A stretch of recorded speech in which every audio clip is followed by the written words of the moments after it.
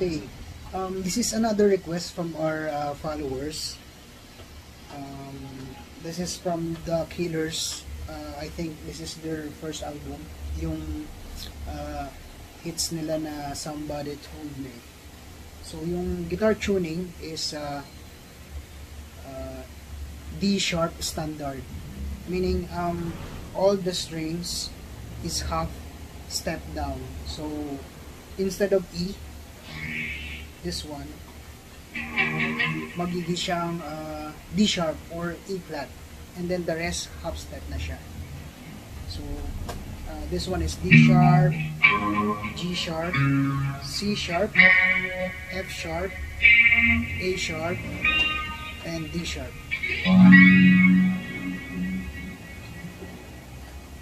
Konti lang naman yung riffs nito and medyo madali siya. Okay, for the first riff, I play like this.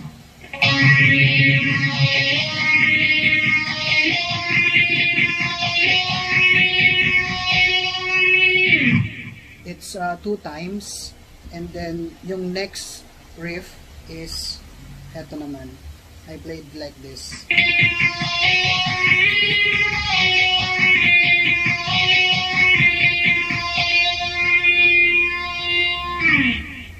Okay, punta muna tayo dun sa unang riff, which is an octave D, which is higher siya. So from G7, this one. Oh, by the way, I'm using Pacer Clean na medyo crispy yung sounds niya. And then I put a little bit overdrive or distortion, pwede na rin. Yan yung tunog niya. So balik na tayo doon. So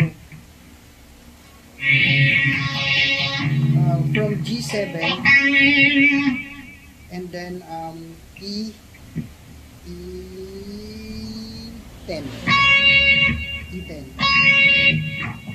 By the way, so paano pala mag-read nung fret using the 6 strings?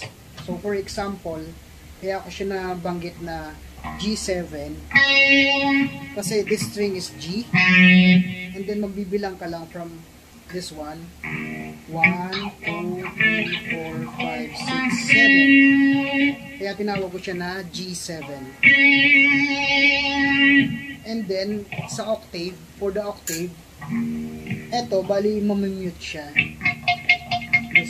This one is muted, the B string. Ito lang yung tutunog. The 2-1. The E10 and then the G7. So parang ganito.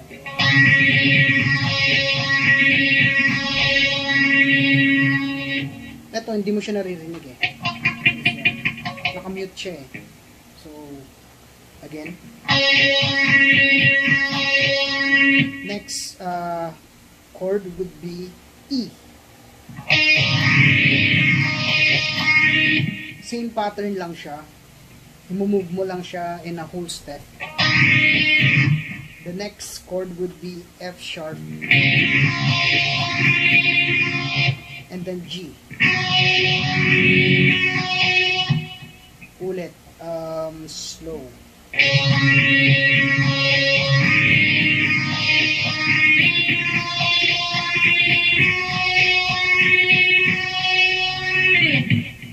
Yung next riff, yung second riff that I played earlier, yung chord nun would be F sharp, G, and then A.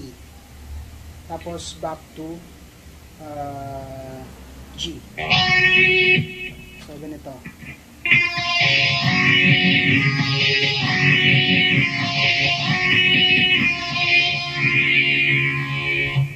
So slow. F sharp. Medyo mas mabilis yung tempo niya dito sa second riff.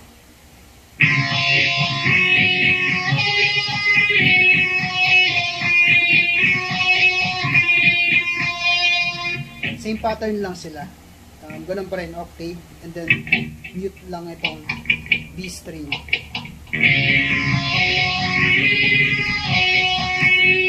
And then yung sa pangatlo, ganito na lang. F sharp, G, and then F sharp.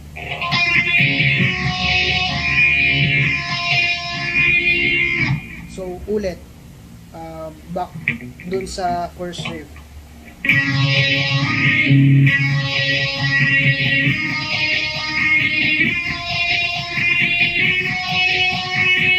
Twice.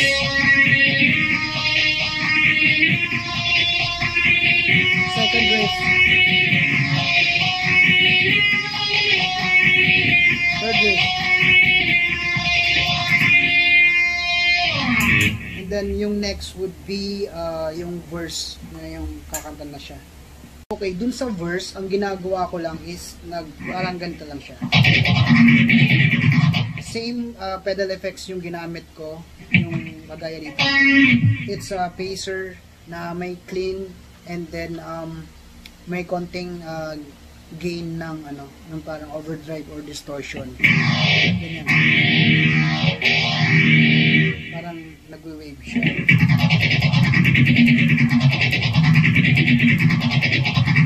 Ganyan lang yung parang ini-scratch ko lang pero hindi ko ginagawa. Parang ini-slide ko lang, which is hindi ako dumidiin ng chord. Ganyan. So parang ganito lang.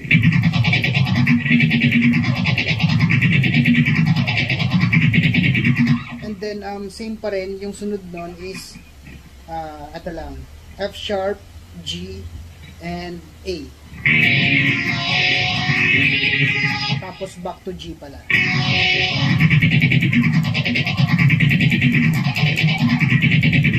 Dun sa pangalawa, bali twice siya na medyo matagal. And then babalik ka na naman dito.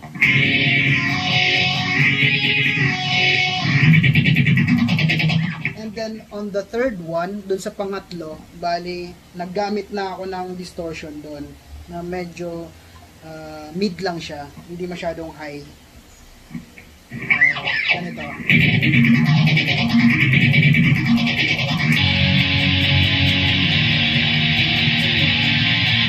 Parang yung song nun yung bring it back down tonight.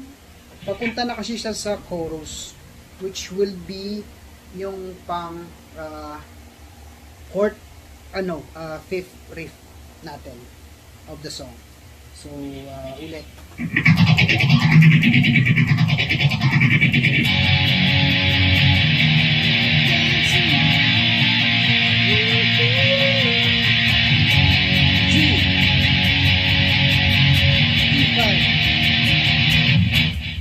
then bagsak doon sa E5 o kaya E minor, pero tinawag ko siyang E5 kasi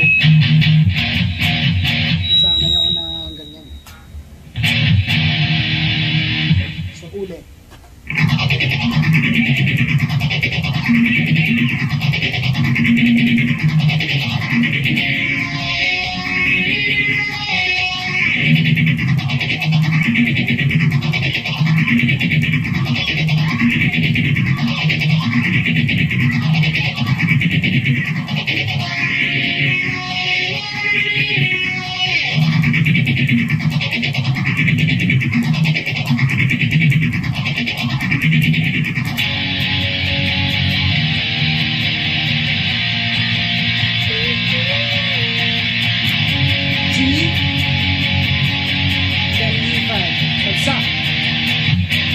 Then yung chorus would be next.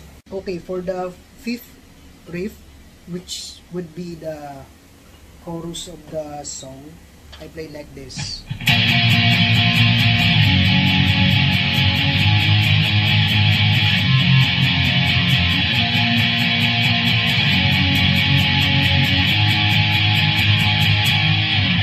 And then yung next nito would be the second verse.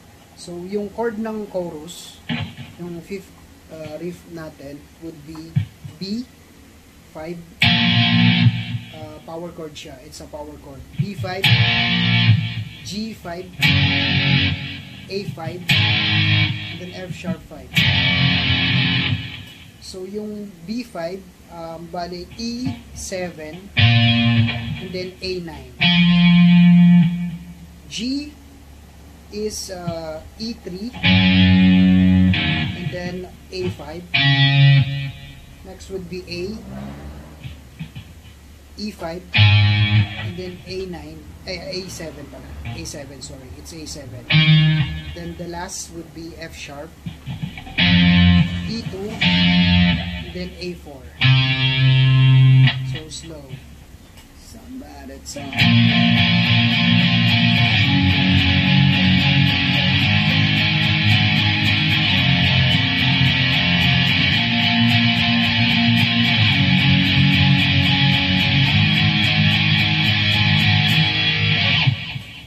Bagsakan dun sa A, and then yung next would be the verse 2. By the way, for this chorus I use ano lang siya, low to mid gain na na distortion or overdrive, so pwede na yan.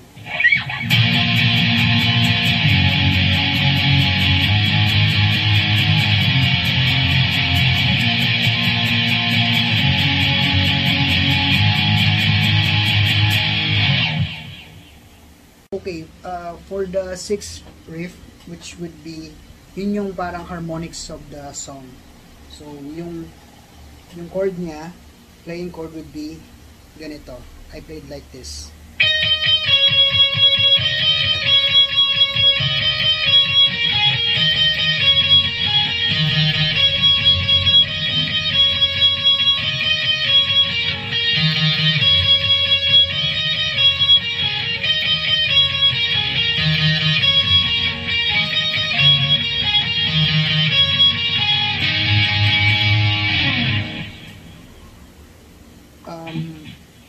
The first note would be E. It's E12. Madali lang kasi yung playing note niya would be E12, E10, and then B12, and then B10. So these four only. 3 times. And then aakyat ka, you will go up sa B. So slow.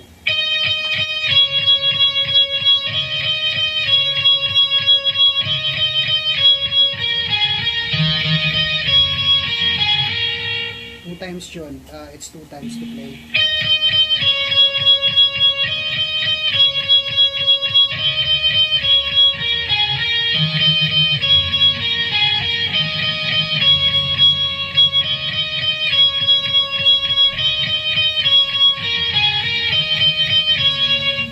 dun sa pangalawa, di ba yung una, twice siya na ganito. On the second one, bali, once na lang ito. And then yung next would be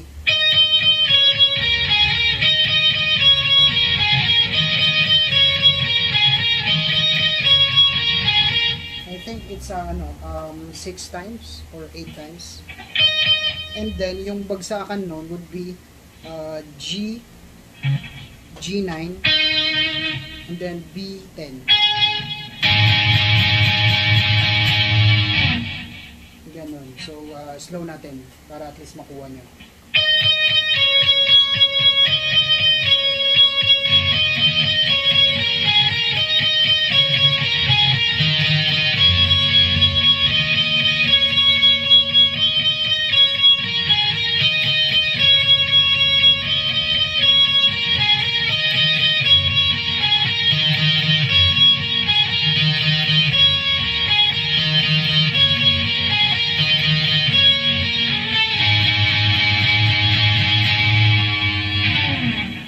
Then yung sunod, parehas lang naman, same pattern dun sa chorus. Yung B, G, A, and then F sharp. Hanggang sa matapos na yung song, until the end of the song. So that's the riff for that.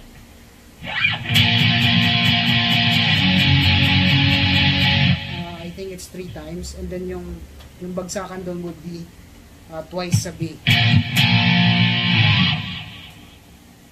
That's the ending part doon sa song ng guitar riff nila.